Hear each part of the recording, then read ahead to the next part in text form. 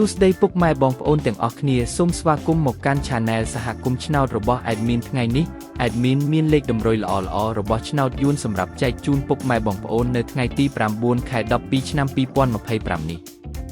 ដូចនេះ Admin មិនចង់ឲ្យចំណាយពេលវេលារបស់ពុកម៉ែបងប្អូនយូរតោះយើងមកតាមដានលេខតម្រុយរបស់យើងទាំងអស់គ្នា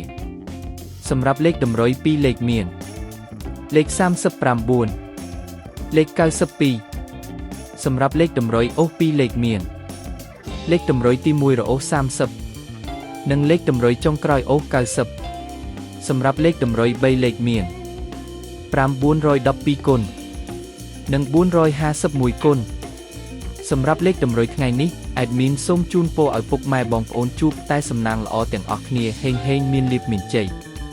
ជាចុងក្រោយសូមកុំភ្លេចជួយចុច Subscribe និង Comment ហើយដាក់សញ្ញារូបកណ្ដឹងដើម្បីជួយផ្ដល់កម្លាំងចិត្តមកកាន់ Admin ជាពិសេសងាយស្រួលតាមដានវីដេអូថ្មីនិងលេខតម្រុយល្អៗជាប្រចាំថ្ងៃជាមួយ Admin សូមគោរពលាពុកម៉ែបងប្អូនពីខ្ញុំបាទសហគមន៍ឆ្នោតសំណាងល្អទាំងអស់គ្នាសូមអរគុណ